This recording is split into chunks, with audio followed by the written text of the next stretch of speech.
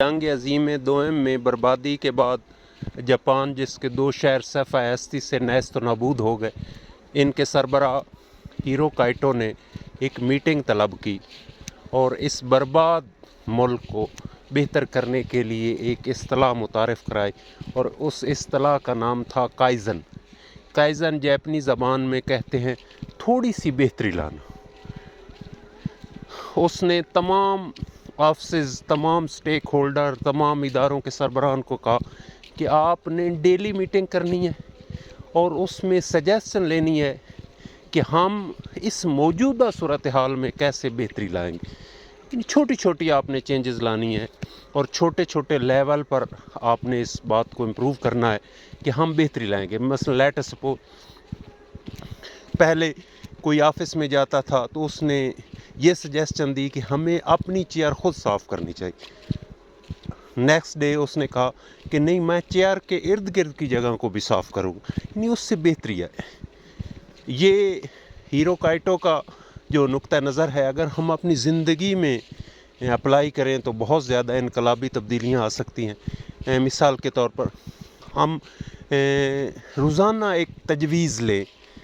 اگر ہمیں خود اپنی شخصیت کے بارے میں معلوم نہیں ہے تو کسی انٹلیکچوئل سے ڈسکس کریں اور ہر روز ہلکی سی بہتری لائیں۔ مثال کے طور پر میں لیٹ اٹھتا ہوں تو میں ڈیسائیڈ کروں گا کہ کل میں تھوڑا سا پہلے اٹھوں، کیونکہ جو یکدم سڈن اور ریڈیکل چینج ہوتی ہے یہ بڑی مشکل ہوتی، تو آپ ڈیلی بیسس پہ تھوڑی سی بہتری لائیں۔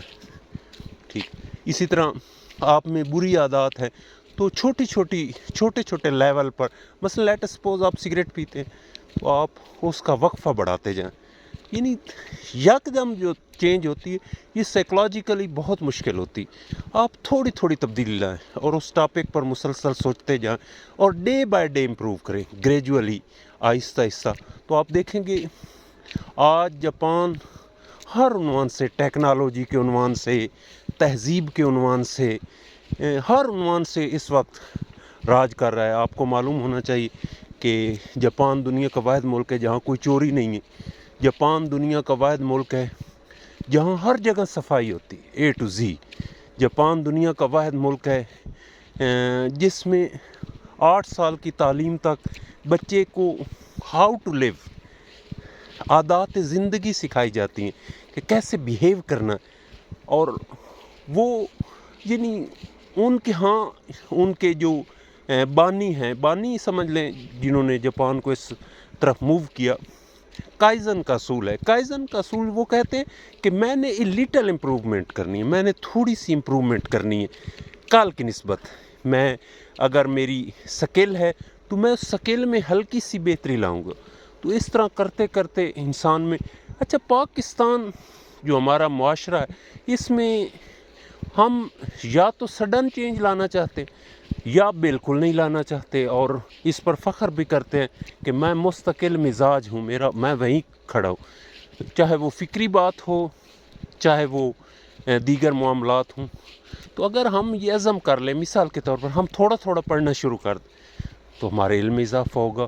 ہم تھوڑا تھوڑا اپنی شخصیت کو امپروو کرنا شروع کر دیں تو ایک دن ہماری شخصیت بہت جاذب ہو جائے گی، اس میں مقناطیسیت پیدا ہو جائے گی۔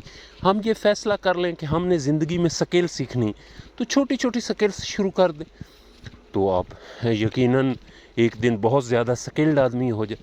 تو اپنی زندگی میں جاپان والا کائزن والا اصول، اور کائزن والا اصول کیا ہے کہ آپ نے گریجولی امپروو کرنا ہے، سلو اینڈ اسٹیڈی، آہستہ آہستہ چھوٹے چھوٹے سٹیپس لینے۔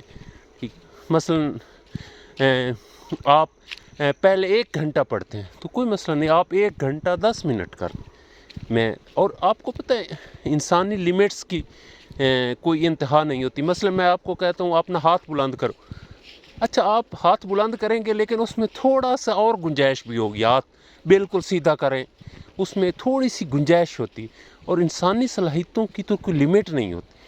انسانی عنوان سے انسان لمٹ لیس ہے، اس کے نہ برین کی کوئی انتہا ہے، نہ اس کی صلاحیتوں کی ہے، نہ اس کی کیپیسٹیز کی۔ تو اس لیے اپنے اندر یہ اصول گریجول والا اپنائیں، یقیناً جاپان کی طرز پر ہم زندگی میں بہت آگے نکل جائیں گے. Thanks very much.